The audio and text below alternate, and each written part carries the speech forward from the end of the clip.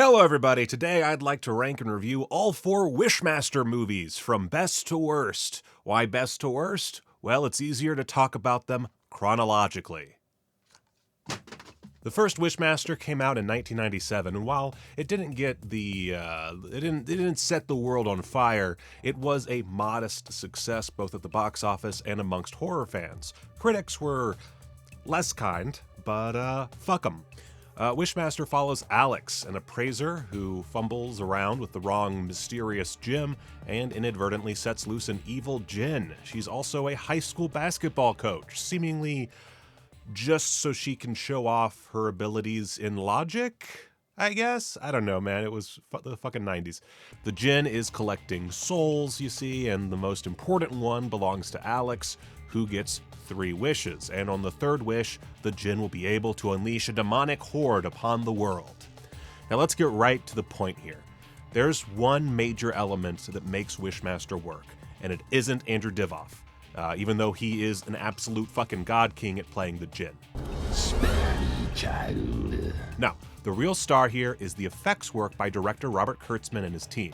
This is a VFX movie through and through. It's entertaining and funny and all that shit, but right from the beginning in ancient Persia, we get a metric shitload of rad makeup and creature effects. Check out this croc dude.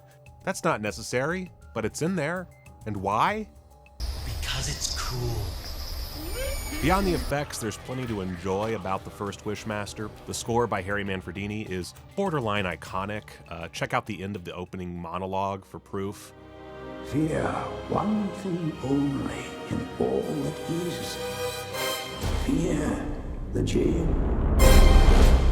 Jacques Haitkin, the DP for Nightmare on Elm Street, is on camera duty here, and while he rarely pushes beyond basic direct-to-video stylings, he is extremely good at shooting effects, and since that's the movie's whole bag, he does the job admirably. I could have done with more than just the same over-the-shoulder shot for every interaction, but whatever.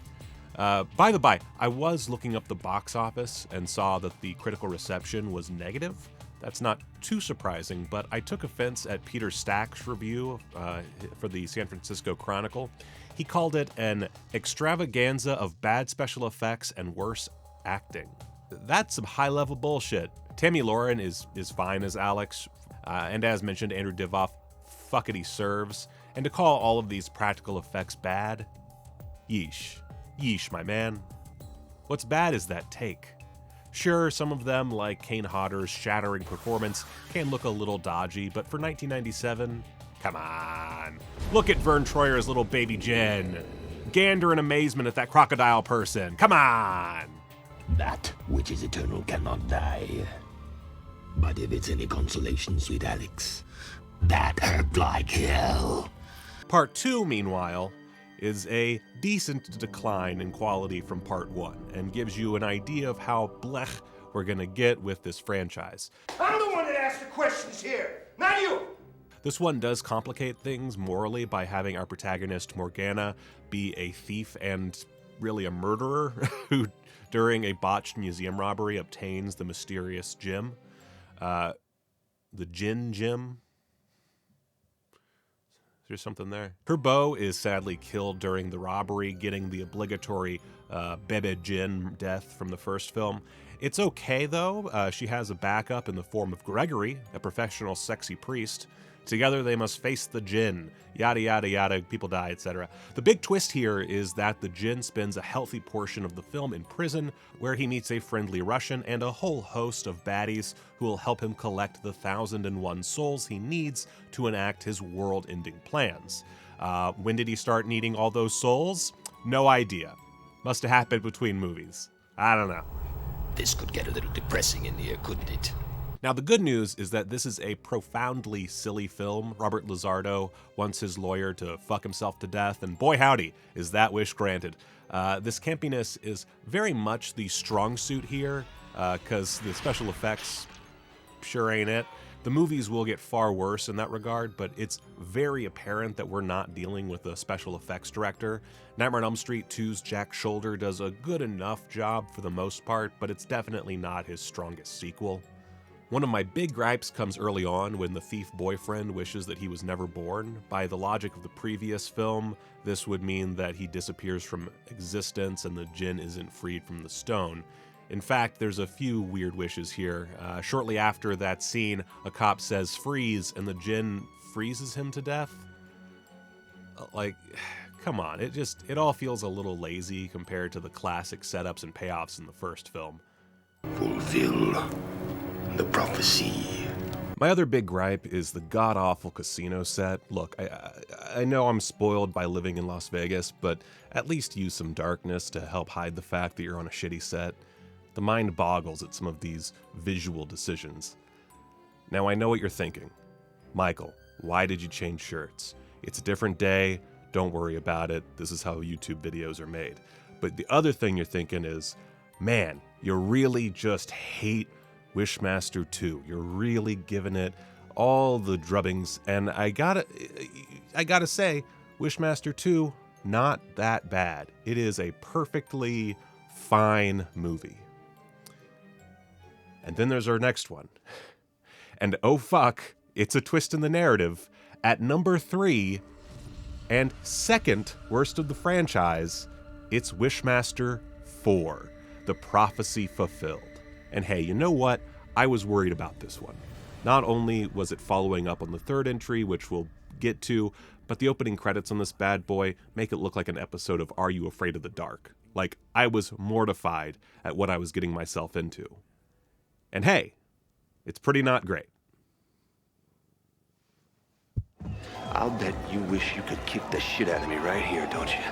Director Chris Angel helmed both 3 and 4, and it seems like he had at least a small upgrade in his approach between the two.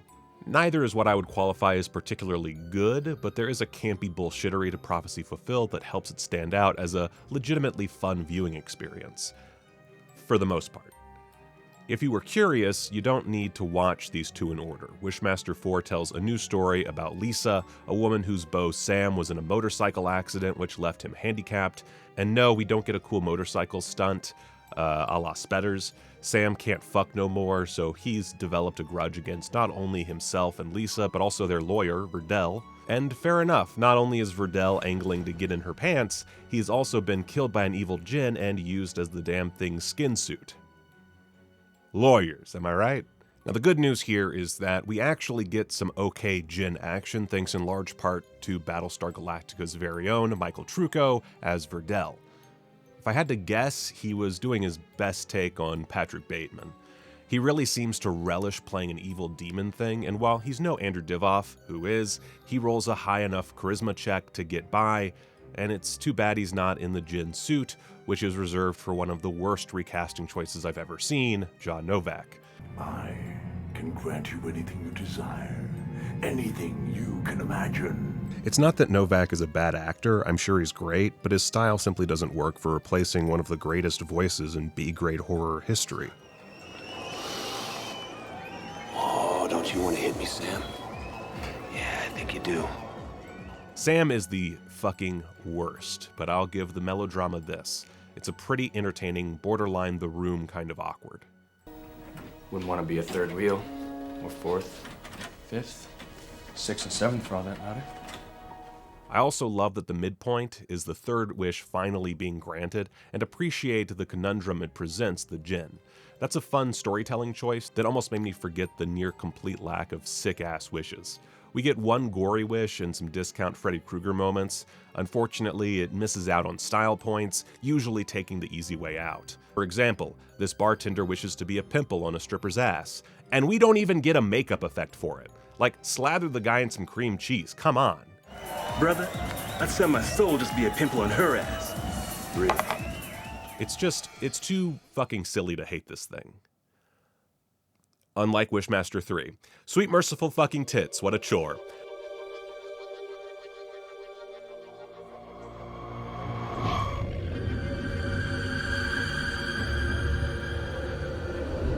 The plot of Wishmaster 3 concerns student Di, whose parents' car accident death continues to haunt her years later. Her horn-dog professor receives a mysterious ancient box thingy, which she opens, unleashing the djinn in the process. From there, things get deadly.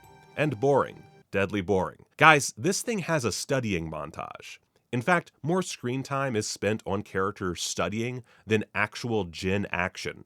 I'm pretty sure you could recut this turdburger into a drama about a hardworking college girl trying to avoid her professor's cringy sexual advances, with no additional filming. Really? While neither of the latter two sequels is particularly well lit, Part 3 takes the cake as the worst looking of the franchise.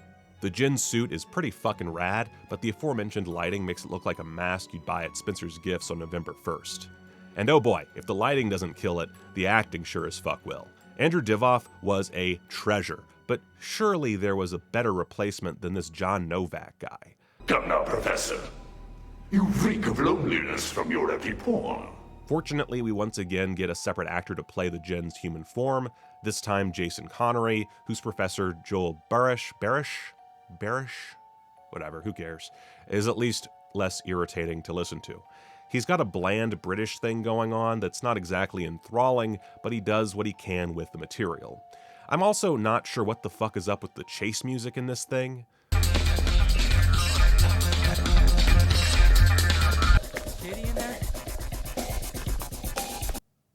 2001 really was a tragic year. The key problem, though, is that it's simply not an effects movie, and it's not presenting the audience with anything of value to replace that. It has places where there could be effects, but it's like they just weren't shot. A great example is The Awakening of the Djinn. No longer do we get a gross birthing scene, instead, the motherfucker just strolls right on in. But then, where there are effects, they're pretty pedestrian. We do get a brief burn and a well-done car flip in the first half, but in the back half, all we get is a basic bladder effect, a flaming sword, some bargain basement gore, and another damn car flip, which, I mean, hey, I'm always happy to see a car explode, but this is a Wishmaster movie. Where's my crocodile guy moment? It really seems like Chris Angel wanted to make a stunts movie, but there's not enough action to really back that up. It's impressive from a production standpoint just how many stunt setups they employ, but it's nothing I wouldn't expect from a cheap direct-to-video action picture from this period. In short, if I was on the Piecing It Together podcast, my first piece would be the scene from Pink Flamingos where Divine eats dog shit. That's bad, right? Okay, I did totally forget, I just realized, to actually talk about the Blu-ray. The Wishmaster Collection, Vestron video. This is a great Blu-ray set. It does include 2 movies that are subpar, but I actually, looking back and going through it, I would recommend watching parts 1, 2, and 4. I would not recommend 3. 4 is a very light recommend, but it's just such a weird, bizarre film that I can't help but say, go watch it, check it out for yourself. You might actually get more out of it than I did.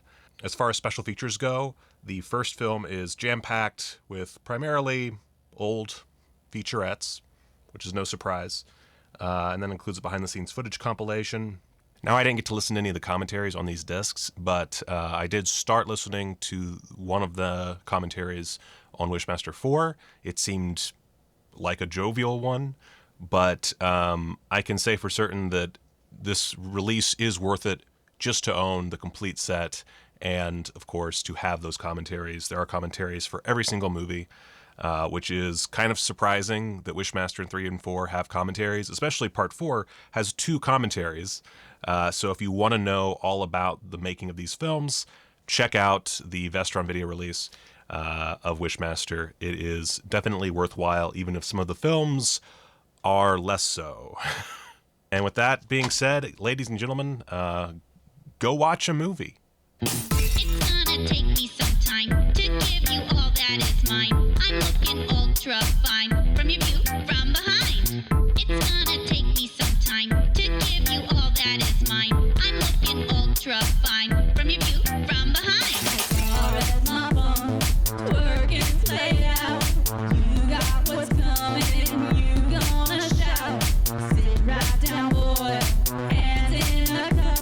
I'm gonna show you exactly what's up. Gonna give you that booty flavor.